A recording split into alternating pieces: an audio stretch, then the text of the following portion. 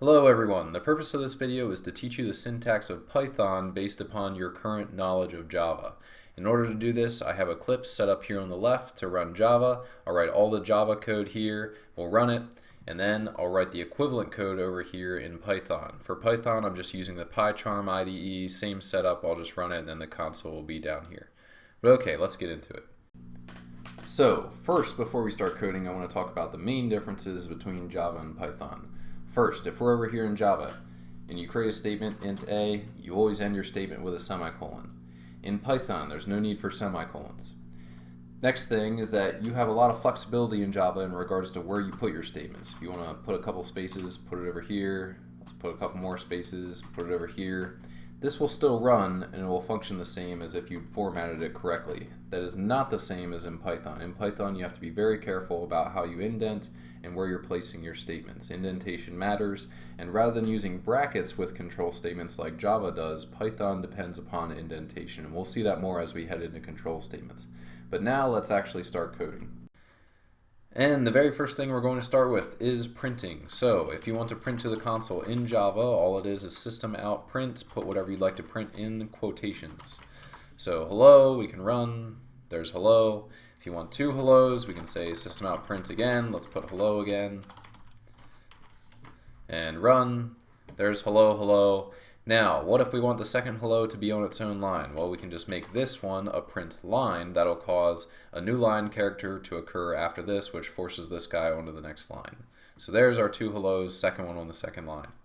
Over here in Python now, it is literally just going to be print, and then inside of quotations again, just whatever you want to be printed. So let's say hello, go ahead and run. There's our hello. Let's put a second one. We can say print hello, and print. There's our hello, hello. Notice that you didn't have to do a print line in Python. It just automatically forces it onto the next line. Now you can control if it's going to force it onto the next line by saying end equals and then specifying what the end equals. If you put end is equal to nothing and run it, then it resembles just a regular print from Java.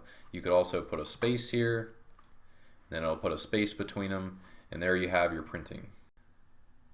While we're here, we should talk about escape sequences. I'm just going to cover two quick ones. Let's do \n and \t. If you throw a \n anywhere within the quotation marks, it's going to cause a new line to occur within Java. So right here I put it after he, that causes a new line, and then llo goes on to its own line. We can also do \t, which will cause a tab. There's he, tab, and then llo is tabbed over. We can do the same thing in Python. Let's put a \n. Go ahead and run. That forces he, new line. Let's change it to t. Go ahead and run again. And again, there's our tab. So good to go. Those are nice and the same. And while we're here, we should briefly talk about printing out multiple strings in the same print. So let's say you have one print statement and you want to print out multiple strings inside of it, or multiple literals inside of it. So let's say hello, and then let's put world. In Java, you can just use a plus sign, then it will print this one first, that one second. It will only print literally what's inside of the quotations. So let's get rid of this space, and then it should print hello world back to back. Yep, hello world, no space. Let's do the same thing in Python. We'll say hello plus world, and run. There we go, hello world, back to back, no spaces. Now, on to comments. In Java, you can create single line and multi-line comments. For a single line comment, all you need to do is // that creates a single line. Let's get rid of that guy, we'll create another line. Now, if you want to create a multi-line comment or a block comment in Java, it's / asterisk and then asterisk / wherever you'd like to end. Let's go over to Python now. If you want to create a single line in Python, it's just $. If you want to create a multi-line comment, it is 3 apostrophes. So then we could say print something,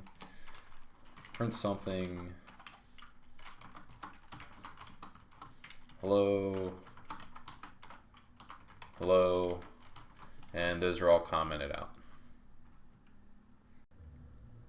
Okay, let's clear everything now and get into variables. There are big differences between Java and Python in regards to variables.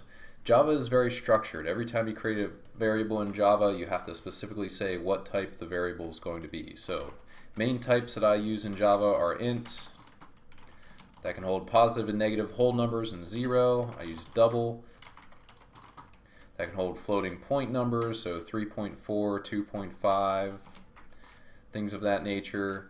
Boolean can hold true and false. String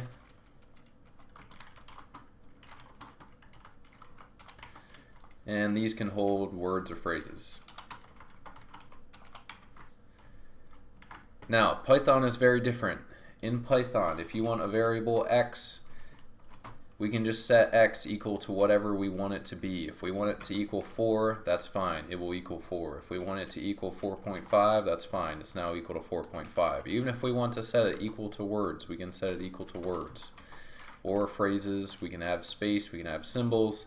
In fact, in Python, you can even use single quotes or double quotes to represent a string. If you want to use double quotes, that's fine as well.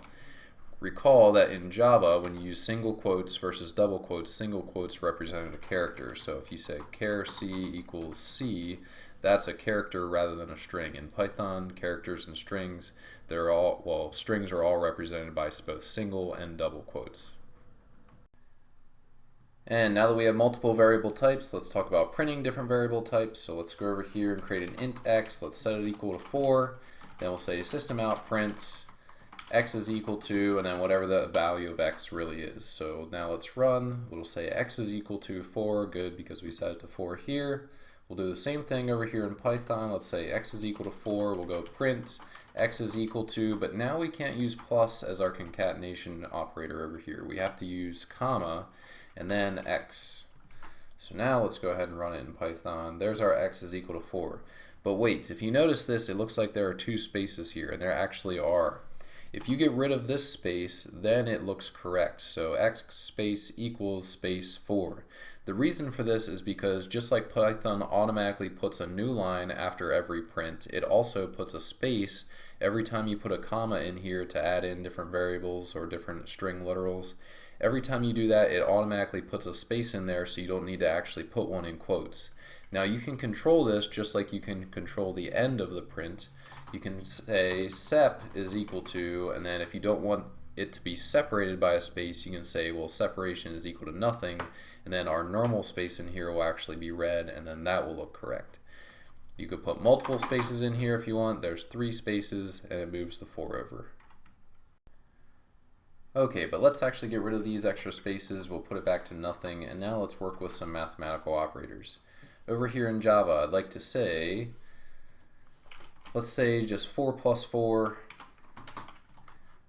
and in Python we'll do the same thing. Let's run both of these. This of course will give us x is equal to 8. In Python and Java, addition, subtraction, and multiplication are all going to be the same. But now, let's talk about division. If you go to Java and you do 3 divided by 4, this is going to give you 0 because it does integer division. Whatever the decimal portion that is left, it just automatically gets rid of, casts it to an integer. There is no rounding, it just drops whatever the decimal is. This would have been 0.75, it drops the whole decimal, gives us 0. Over here, let's do 3 divided by 4 in Python and run this, and notice that it actually gives us 0.75. This does division as if your calculator would do division. But there is a way to get integer division, or in Python floor division, and it's by using 2 division symbols. And now we finally have our x is equal to 0. Let's go back over to Java, and let's say that we want to do an exponent. Well, we have to use this cumbersome static method from the math class, and you can say math.pal if you want 2 to the third. You can do this guy here. Let's just make this a double. Go ahead and run, and it'll give us our 8.0. Over in Python now, let's do 2 to the third, and you can actually just use 2 asterisks and it will automatically do 2 to the third. So there's 2 to the third, that gives us 8. And the next operator we can talk about over here is modulus. If we did 4 mod 2, this should give us 0. Yep, and it's just going to be the exact same thing over here in Python. 4 mod 2 should give us 0 as well. Very good. Now, next thing that we're going to go right into is casting. Let's say that we have an integer x and we have 3.5 and we want to put that into our integer x. Well, it's not going to let us do it because this is declared as an integer, so you need to first cast this guy to an integer. So to cast, you just put whatever you'd like to cast it to in parentheses beside, it'll cast it to that. So now when we run, it'll cast 3.5 to an integer, just drops the decimal, cast it right to 3. We do the same thing over here. Let's say x is equal to 3.5, then let's say x is equal to int 3.5, and now we can run, and there's our x is equal to 3. Notice that the casting for the parentheses is just backwards. Java, you surround the type. In Python, you surround the number that you want to cast. Python has a couple more handy shortcuts that Java does not. Let's say we're in Java and we want to find the maximum or the minimum of two numbers. So you can say max 3 out of 4. Well, the maximum number is definitely going to be 4. We can run it. There it says x is equal to 4. In Python now we can just say max 3 comma 4, no reference to the math class. It's just a built-in function. There x is equal to 4. We can do the same thing with min for both of these. Min is also built into Python, and then let's just run both. Min is 3. Min is 3.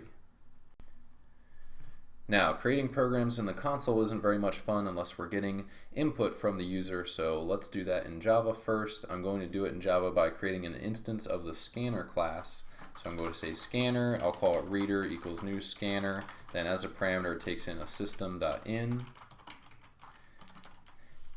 And once we import, then we can use this instance to read in from the user. So we can say int x equals reader dot next int, and then we can just system out print. Let's say you entered, and then x. And if we run, it'll wait for us to enter something. Let's say 4, you entered 4. Congratulations. Good, now we can even add a prompt to this. Let's say system out print, enter a number, colon, space, run this again. We can say enter a number, let's enter 4, you entered 4. There's the Java portion. Now, Python, as you probably already imagine, is much simpler. We can say print, enter a number, colon, space, then all we're going to do is say x equals input. Then we can just print you entered, comma, x. Let's run this, enter a number, we can say 4, you entered 4. Very good, we can do a couple modifications since it is Python. We can say end is equal to nothing. Good. I didn't put a space here, so there will be naturally be a space there. Run it one more time. Enter a number 4. You entered 4. Very good. But we can even make this a bit simpler by saying enter a number. Let's grab that and we'll just put it as a parameter in for input. Get rid of this whole guy, and now we can run again. Say enter a number. Automatically stops after number. Enter 4 says you entered 4, and it's the same thing we just did over here in Java. And the last thing I'll say about user input in Python is be aware of you may have to cast once your input comes in from the user. If you want this specifically to be a float here, then make sure you just go ahead and cast it to a float as soon as you gather the input. That'll prevent problems later on down the road. Okay, now enough for user input. Let's head into strings. And over here in Java now, I'm going to create a string s just equal to input. One of the first things you should be able to do with strings is just to get the length of the string. So let's do that in Java. We'll say system out println s, and all it is in Java is just length.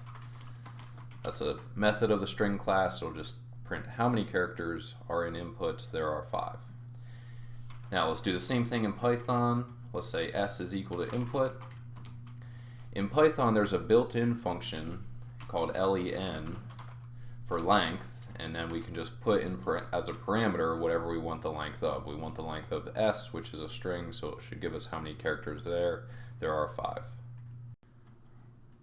Alright, and let's clean up our printout a little bit before we go on to the next part. Let's say length is equal to, concatenate those. Let's go into Python, do the same thing.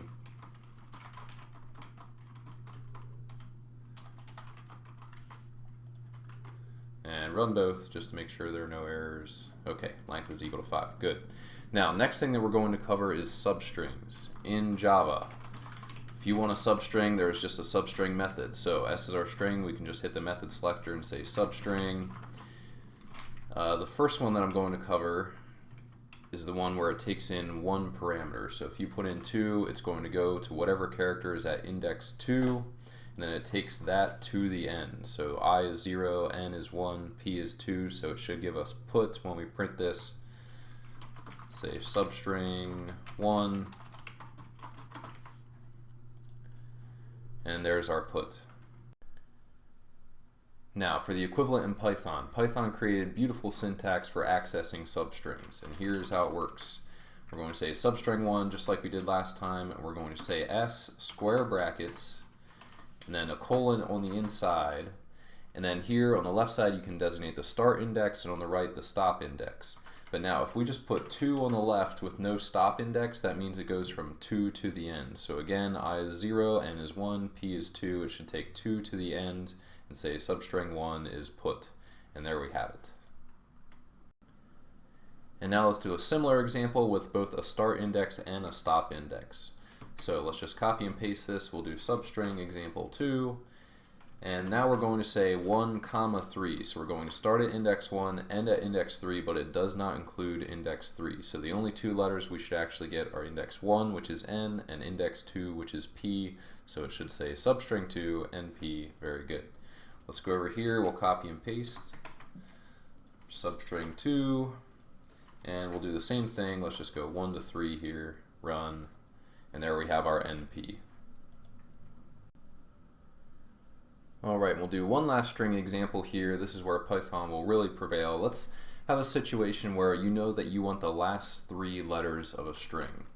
So let's say system out println, and we need to come up with a way in Java just to get the last 3 letters. So for substring 3 example, all it's going to be is substring, then inside of here we're going to use the single index method, but we're going to say s.length, so we know that the length is 5, and then you'd have to do -3 to get the last 3 letters.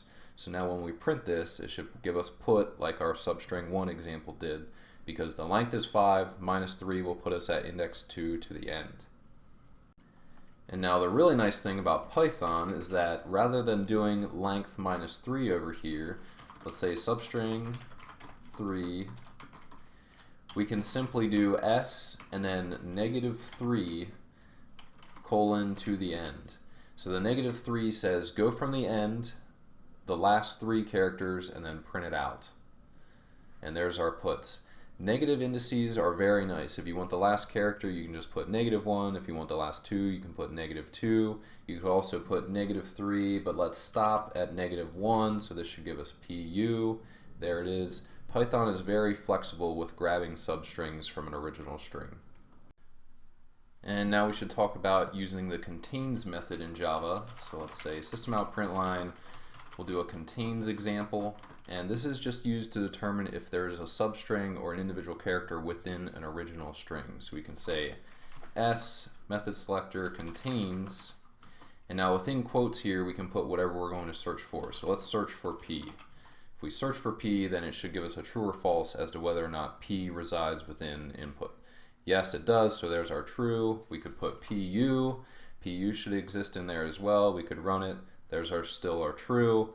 So let's just put something that's not in there so you can see a false. There's our false. PUE does not exist. Now, over in Python, Python has an in operator that does the same thing. So let's say contains. And now we can say P in S. And it's just going to check if the character P resides within S. And it does, so there we have our contains. We can do substrings with this as well. So let's say PU. Does PU exist within S? Yes, it does, so there's our true again. Let's do one that doesn't exist. Run, there's our false. PUE does not exist within S.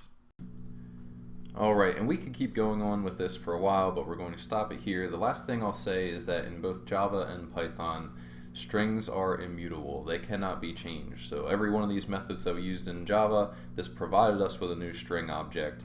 And every time we did that in Python, it would provide us with a new string object as well. In a couple minutes, we'll study the delete function. That's another built-in function. You cannot use that on strings since strings are immutable in Python. Now, moving on to our next data type. The next data type that we'll talk about in Python is going to be the list. And this resembles the array list with using the list interface from Java. So let's create that in Java first. We can say list equals new array list. And in Java, we'll have to import both of these, which I already have up here.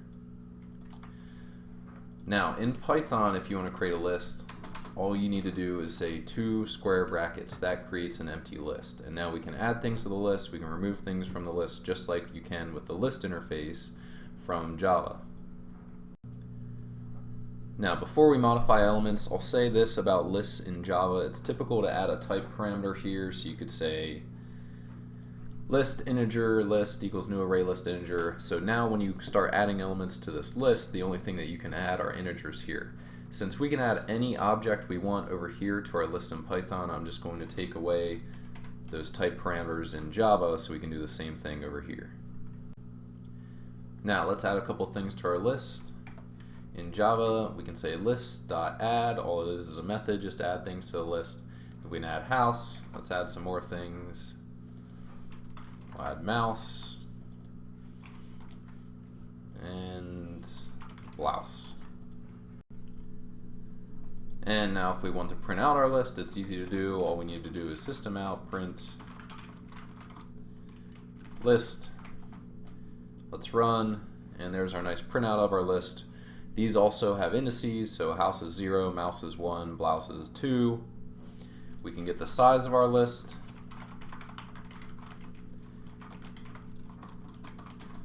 Just with a list.size. And we can run this. The size is 3, it contains 3 elements. And we can also get specific elements of our list. We say system out print line list.get. And you can just specify whatever index that you would like to get. So get, let's get index 1. And there's mouse because it has an index of 1. Now we'll do the equivalent in Python over here. And to add things to lists in Python, all you need to use is the append methods. We can say list.append, let's say house. And let's add in the other 2 from our Java list. And now we can print our list simply by saying print list. And there's our list. Now let's print the size or length of our list. We can just say length. And we're going to use that built-in length function again that we use from strings. So we'll just say len of list, length of the list. And there we have it's a length of 3, really same thing as size from Java, but there are 3 elements in it, so it has a length of 3. We can also print out a specific index. Let's say index 1. And at index 1, we're going to say list, use that square bracket notation, again the same thing that we did from strings. And now we can run. There's the element that resides at index 1, which is mouse. And now let's transition back to Java. What happens if you want to add an element at a specific index? Well, you can do that with the add method, but there's an add method that takes in 2 parameters. So let's say list.add, and I'm going to say at index 1, let's add grouse. And then we'll just print out our list again.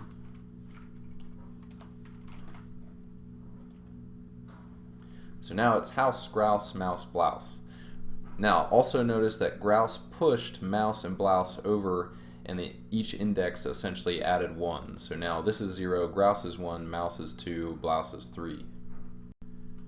For the equivalent in Python, we have an insert method. So we can say list.insert at index 1, and then we'll insert grouse. And let's go ahead and print our list again. And now we have the same thing as Java. Very good.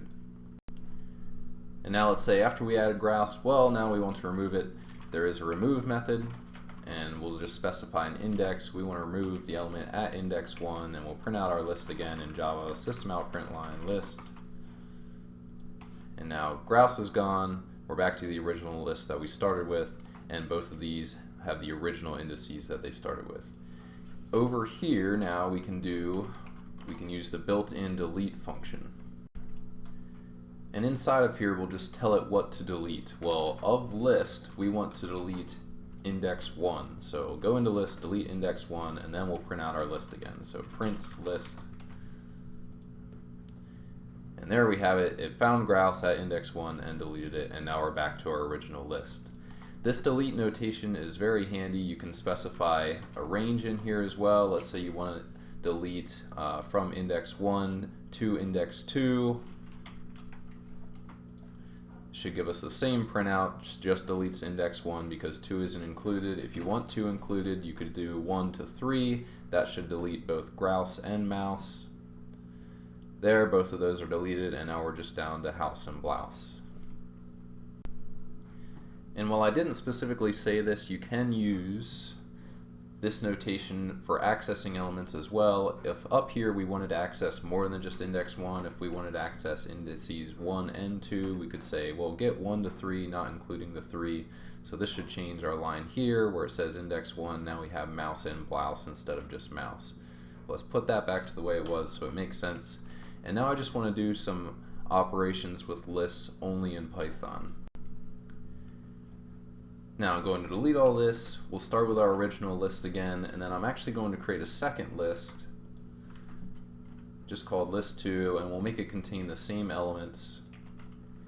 And now I want to show you the extend method. So now I'm going to take list1 and I'm going to extend it by adding the entirety of list2. And now I want to go back and print the original list. So all this does is it grabs all the elements from list 2 and then appends them onto the end of list 1. We could also create a brand new list if we wanted to. We could say list 3 is equal to list plus list 2. And let's print list 3. There's list 3, same printout. And now, rather than using the elements of list and list 2 to create one massive list 3, we could just keep these as lists and add them as individual elements to list 3. And here's how we're going to do it. Let's say list 3 is equal to an empty list, and now we'll say list3.append first list. Now we'll append list 2. And now let's print out list 3, and you'll see that the printout is going to be a bit different. So now we can see the individual lists within the master list, list 3. So we have list 0 and then list with index 1. So now if you want a specific element, then you can just say print list 3, specify which list within that list you want. Well, let's get the second list, so that has an index of 1, the one I've highlighted here. And then within that list you can specify which element that you want. So now let's say we want the one at index 2, so this should grab this list, index 2, which should be blouse. So let's print this, and there's our blouse. Now the final thing I'll say about lists is that since they are immutable, it's very easy to change their individual elements. So let's say we want to modify index 0 and let's set it equal to the number 4. Well, this will just replace whatever is currently at index 0 with the number 4. And now let's print out our list again. So print list 3. Now you can see that what was at index 0, which was an entire list, now that's gone and it's just replaced with the number 4. So that covers the list data type from Python, and just like strings, we could keep going on for a while with several different methods. But we're going to stop it there, and now we're going to transition into immutable tuples.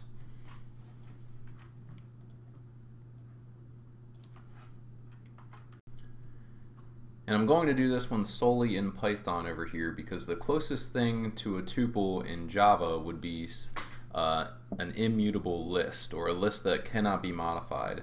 So in Python, let's create x will be our tuple, and let's create 2, 3, 4, 5. So now x is a tuple made up of the elements 2, 3, 4, and 5.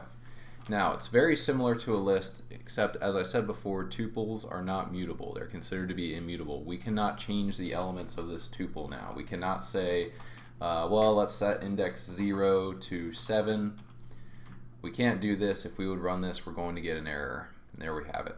But now, you can print them out just like lists. After we have our tuple created, if you want to print it out, there you have it. Notice that it's parentheses now instead of square brackets to represent the tuple. And just like lists, tuples can contain objects if you want them to contain objects. Let's try some strings in here.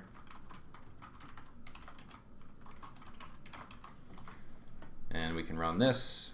There's our tuple. If you want to create one tuple that contains another tuple, you can do that as well. Let's create a tuple y, and the first element will be x. After that, let's throw an integer in, 5, and then a string yes. Now let's print out y. There's our new tuple. First contains a tuple, which is house, moose, goose. Then it's 5, and then the next element is yes. But you can print out individual elements. Let's print out element 0. This should print out the entire x tuple. There's the entire x tuple. Let's print out index 1. There's the 5. And we can use the same notation that we used with strings and lists. This is actually called slice notation. We can say y of 1 to 3. This should give us indices 1 and 2. And we can print that out. There's our 5 and our yes. So this slice notation is very useful. If you ever want to just print out the entire thing, you can just do a single colon here, or you can just do y itself. But you can always put one index at the beginning, and that will always take you to from that index to the end. So there's yes. It is possible to create a tuple with one element, but you might be wondering how to do this, because let's say if you want to create a tuple that contains the number 5, well, that just creates an integer that contains the number 5. In order to do this, you can just add a comma afterwards. So now we can print out x, and it should print as a tuple rather than as an integer, and there we go. Now we see that it is indeed a tuple. And now, just as you can use the built-in length function for strings and lists, you can also use it for tuples. Let's make this tuple a bit bigger. And now let's use the built-in length function. We can say len of x. Go ahead and print, and we see that our length is 5. Very good. You can also use the in function. Let's say print, let's say 3 in x, and this will give us true. Very good. Let's make one that's false. If we put 7, is 7 in x? Well, no, it's not. 7 is not within that tuple. Now, so that's going to do it for data types in Python. There are also sets and maps that exist in Python. I'm not going to cover those, but for now I just want to summarize what we did cover. So you can create x as an integer, or a float, or as a string. Strings can use double or single quotes. You can create a tuple, which is just separated by commas. You can create a list, which uses square brackets. You don't have to append every element. You could also do it just like this. Just make sure that you have the square brackets on there. When you create strings, strings can use many of the built-in functions that lists and tuples can use as well. So if we create house, you can use the in function on any of the 3 above to determine if an element resides within a tuple, list, or string. You can check if a string resides within a tuple, list, or string. You can also use the built-in length function on the 3 above. And then finally, recall that tuples are immutable. They cannot be changed. Lists are mutable and they can be changed. Strings are immutable and cannot be changed. So this is the only one that will allow you to use that built-in delete function on. And all 3 of these also support the slice notation that we talked about with lists and strings. So if you wanted to, you could say x square bracket colon, put your start and your stop index, and it would specifically return whatever range you specify in here. And that does it for data types. Now we're going to move into comparisons for equality. In Java, you have 2 options. You can use equals equals operator, which can compare 2 primitive types or 2 objects, or you can use the equals method, which can be called off of one object and then used to compare it to another object. So now we need to determine what the difference is. In order to do this, I'm going to create a quick program here. We're going to use a scanner class. We're going to take in an input from the user, and then we'll compare it to some string variable that already exists. We'll call this stir2. Now I'm just going to print out each of these comparisons starting with equals equals. So I'll say input equals equals stir2. And now let's run. It'll wait for you to enter an input. So we'll say house. Now it returns false. Now notice, even though I entered house, which is the exact same as our stir2 object, it still returns false. And the reason for this is because it's checking these two string objects to see if they are the exact same instance. And they are not. These are two different instances of the string class, so that means it's going to return false. Now we could check our other check for equality, which is just going to be input dot equals stir2. And now let's run again. We'll enter house again. Now notice that this one returns true. And the reason for that is because the equals method actually compares the characters rather than if they are the exact same instances. Since house is equal to house exactly, then it's going to return true. Equals is typically modified in the class template, and then you can dictate exactly how two objects are going to be compared. So now, what is the equivalent in Python? Well, Python has two equality operators as well. First one is equals equals, just like Java, and the second one is the is operator. So let's create an x is equal to 4 and a y is equal to 5. You can check if these are equal simply by saying print x equals equals y, and then that will check for equality. But now it's almost backwards from Java. This one checks if two items are simply equal as far as their values go. This one is checks to see if they are the exact same object or the exact same instance. So now let's quickly create a similar program to the one we did over there. All I'm going to say is x is equal to input, y is equal to house. Now we can print x is equal to y. We can print x is y. So we'll run, it'll be waiting for input. Let's put in house. There's our true because the values of house are the same. H-O-U-S-E, they're the same on both. And then there's our false because they are not the exact same objects. And now let's keep going with operators.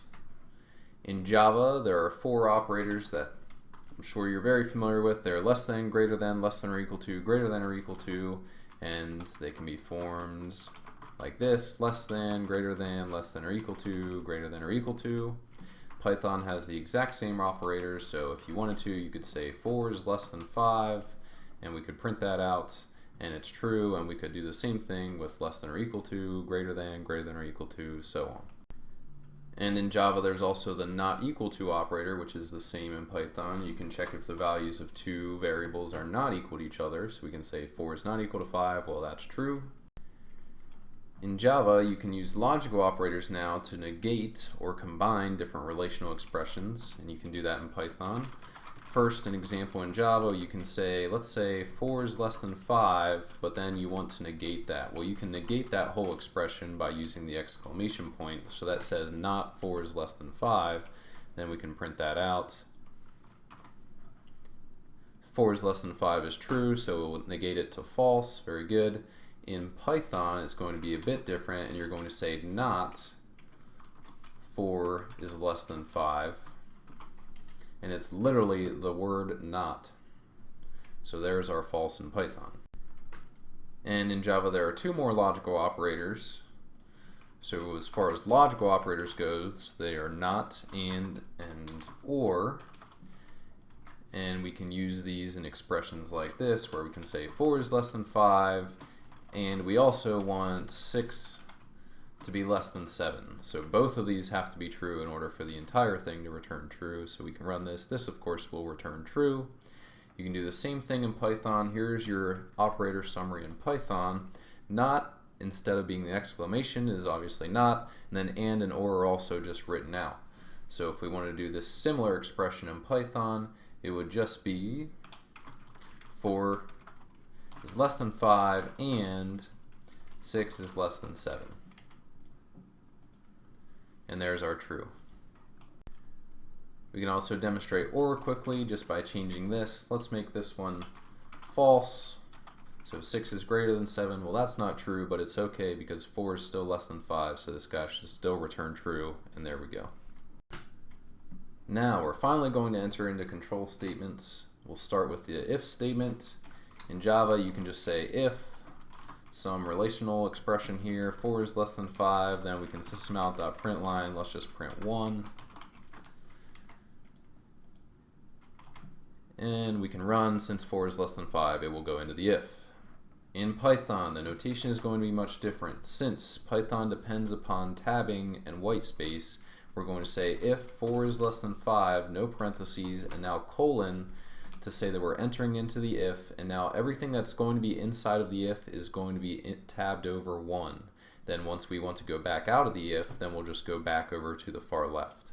So now we can say print 1, and 4 is less than 5, so we print 1.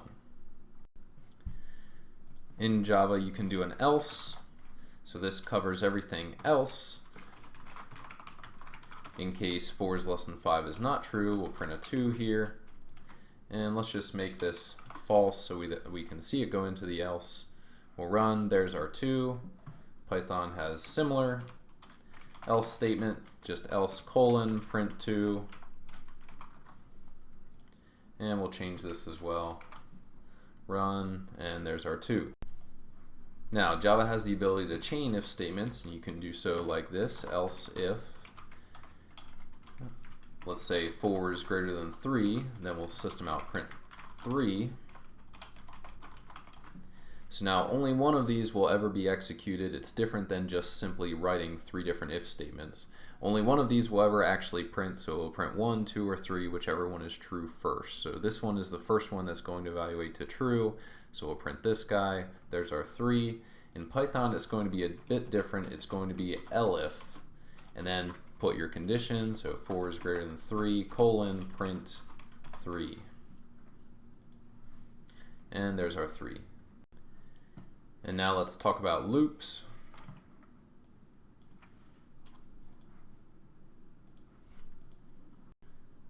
First loop structure in Java, and perhaps the easiest, is the while loop. We'll create a counter first. We'll say int x is equal to 0. We'll say while x is less than 5. And then in here we can just system out print x plus a space.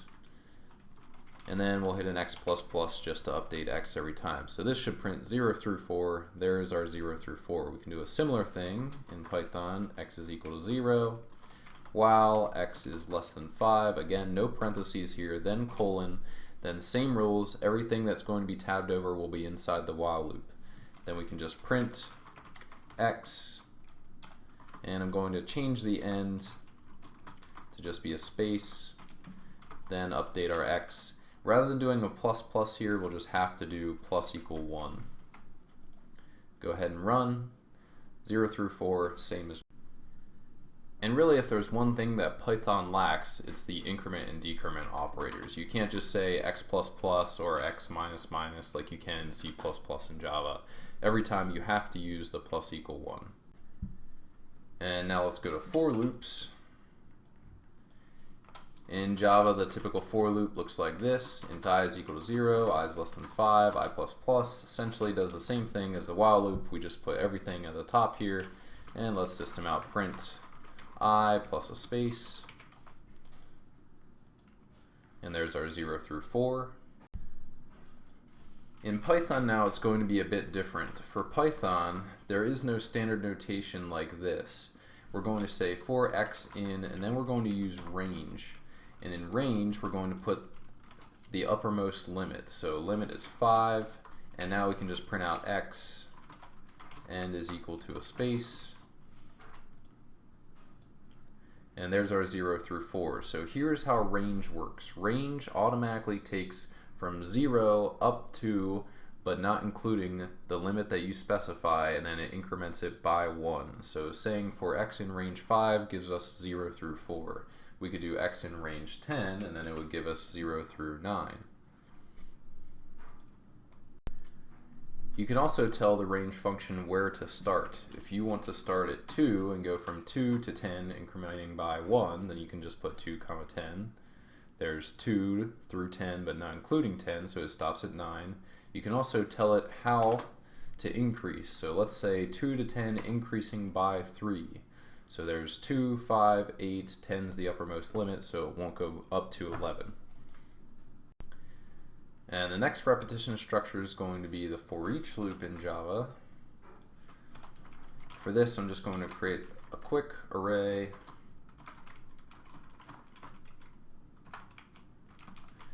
And the for each loop in Java looks like this. You can say for each integer I in array, then just print each element, which is going to be represented by I, and then with a space right after. So this should print 1 through 4. There's our 1 through 4, just each element in array. In Python now, I'll create a list instead of an array, and I'll say list is equal to 1, 2, 3, 4. And now we can say for x in list, print x. Again, we'll control the end, make it a space. And there's our 1, 2, 3, 4. And just to make sure it's printing out our actual list, we can update it. There's the 1 at the end, 1, 2, 3, 4, 1. Now, Java has break and continue statements, and so does Python. We can say if x is equal to 3, then let's break. And there's our 1, 2, it hits 3, then it breaks out of the loop, and then that's the end. We can also do a continue statement. So if you hit 3, then just continue to the next iteration of the loop. So it should really print out this whole list except for the number 3. There we have it, 1, 2, skips 3, 4, 1. And now, Python has another feature that Java does not, and that is the ability to combine an else statement with a repetition statement. And here's the example we're going to use to look at this. We're going to say for x in range 5, if x is equal to 6, break. Now I'm going to put an else, but it's not going to coincide with the if, it's going to be off of the for statement. So I'll say else, and then we'll print entered else.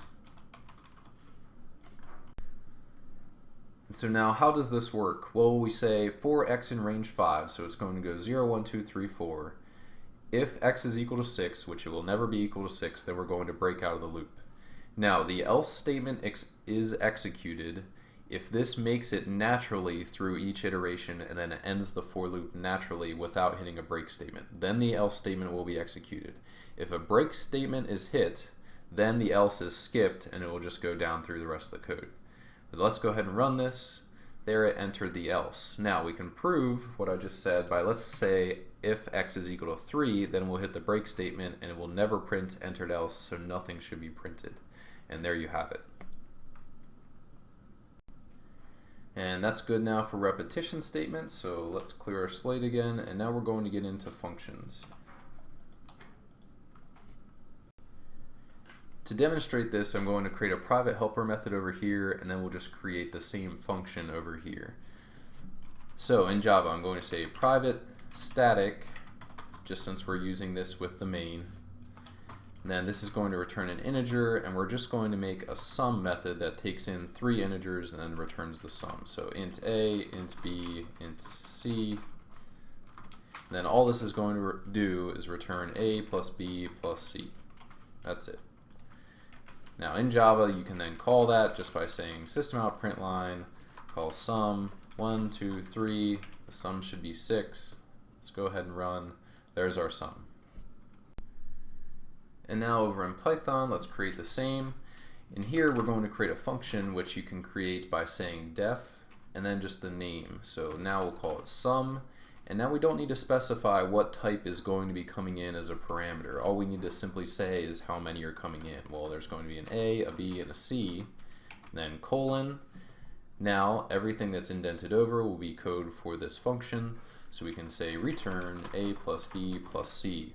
Notice that we also didn't need a return type on this. It simply recognizes the type that you're going to return in the return statement. And now down here we can just say print sum 1, 2, 3. And this should be 6 as well. There's our 6.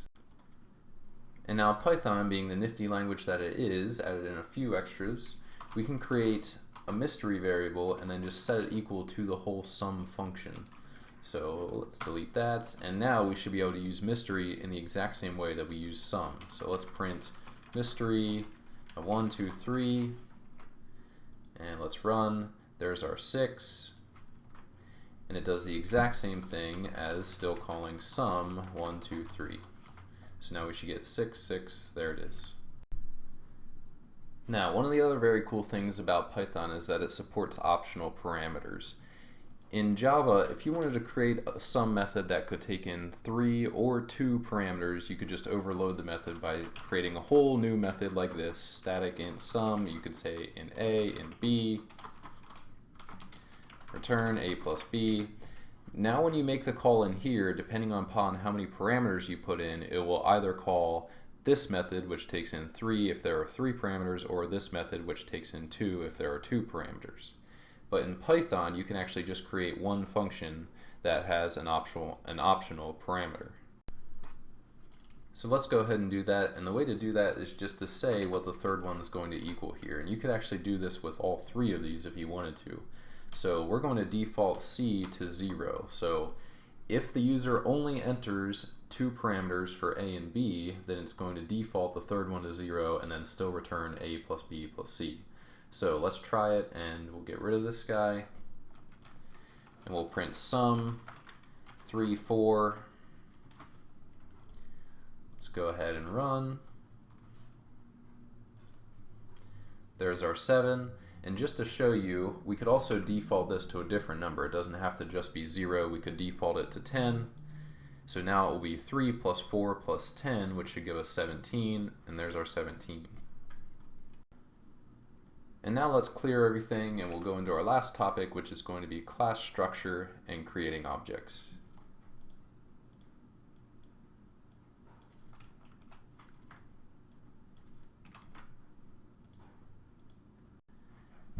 And now the first thing we're going to do is I'm going to change this, and we're just going to make a dog object. So that will be the name of my class now in Java. We'll create a simple class. It will have a name for the dog and an age for the dog. So let's say private string name, private int age. Let's create a constructor. We'll say public dog. We'll take in a name represented as nm and an age represented as an integer a. Then we'll just assign them right to our instance variables. So we'll say name is equal to nm, age is equal to a. And now we can create mutators and accessors for these 2 instance variables. We can say public int get age, return age, public string get name, return name, public void set age, int a, then just set the age to a, and public void set name, take in a string nm, and set the name to nm. And the last thing I will do in here is just create a toString method, public string toString, so that when we print an instance of the dog class, it will give us a nice printout. So we can say return dog colon, let's go to a new line, name plus age plus age. We'll put a new line here as well. And now we have enough to go ahead and instantiate and create our first dog instance. So let's say dog d1 equals new dog. We can say Carly, and age is 10. Now if we wanted to print this out, we could just print out d1, and it should automatically grab this toString here and give us a nice printout of what our dog is. So dog, name, Carly, age 10. Very good. Now let's create that same class template over here in Python. And now we'll do the same thing. It'll just be quicker in Python. We're going to create class dog colon. One of the first things we can notice is that in Java, when you create a class, it must be the same as the class name or the file name. But in Python, when we create a class, it does not have to be the same as the module name. This module name is demo, but our class name is dog. This module can contain many different classes, and they do not have to be the same as the module name. So now let's create our constructor. We can say def, and then to create a constructor, you can just say init, then put self, and then after self, we'll place all of the parameters that are coming in. So we're going to say name, and then age, colon. Now we can decide what to do with these. Unlike Java, in Python you don't have to explicitly say there's going to be this instance variable, there's going to be this instance variable. We can just create them on the fly, and I'm about to do that here. We can say self, then I'm going to create a name is equal to a name, then I'll create self, age is equal to age. I'm placing an underscore in front because that lets other users know this is considered a private variable. Don't change this variable from the outside without going through one of my methods. And that'll do it for our constructor. Now we can go ahead and come down and create our accessors and our mutators. Let's do our accessors first. So we can say def get age self, no parameters on that, and we're just going to return age, def get name, return name,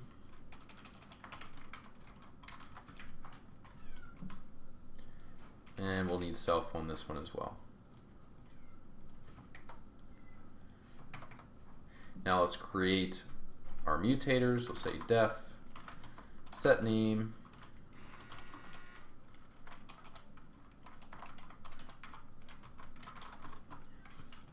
and we'll need a parameter for this guy, so we'll take in a name and then just set our instance variable to that.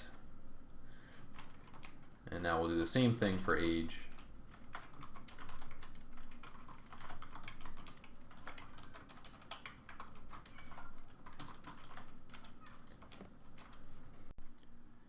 And now the last thing we need is that toString we created in our Java class over here. So we said public string toString, and that is grabbed every time you just print out an instance of the dog class. But it's going to be a bit different in Python, and we're going to say def underscore underscore str to designate the toString in Python. Then in here we're just going to return this line I have here, say dog name plus self underscore name to grab that instance variable, and then same thing with age here, but since age is considered an integer, we're just going to cast that guy to a string. So now let's go ahead and go below this class template, and let's just create our own instance of a dog, and we'll say d1 is equal to dog, and we can put a name in here, Scruffy, age 5. And now let's go ahead and print d1, and this should print similar to our Java. Right there is dog, name is Scruffy, age is 5. Big thing to notice here is that you didn't have to actually use a new operator or anything like that in Python. In Java you have to say new dog in order to instantiate. Here we can just call the name of the class and then any parameters that we need, assign it to a variable. Then we can go ahead and print d1. The other thing that you should notice is this use of self. When you use self, it dedicates it as an instance variable or an instance method. If you omit self, then it's going to be considered a class method. Just like in Java, it's automatically considered an instance method unless you put the word static on it, then it's considered a class method. But first, let's just use a couple of the actual methods in here. So we can say print d1, and we can just use get age. And let's run that. There the age is 5 since we created him with an age of 5. We could also say get name as well. You can also see the naming differences between Java and Python. It's standard in Python to create names of methods and functions with an underscore between lowercase names. Rather, in Java they just use camel case, with each word after the first word having a capital first letter. And now let's demonstrate something that doesn't use self. So let's create a function in here, and let's say random, no self on this guy, and we'll just return 7. Now, in order to access this, we can just say print reference the dog class and then call that method. So we should be able to call random now, takes in no parameters, go ahead and run, and then it should just print 7, and there we have it. Doesn't depend upon the instantiation of the dog at all, just every time you can reference the dog class and then use that function. But alright, that's as far as I'm going to go. I hope this helped you out if you're coming from a C++ or Java background. I wish someone would have posted a video like this when I was learning Python. It's much easier to go from one language that you already know than to a new one when they're being compared like this. Thanks for watching. Leave any comments below.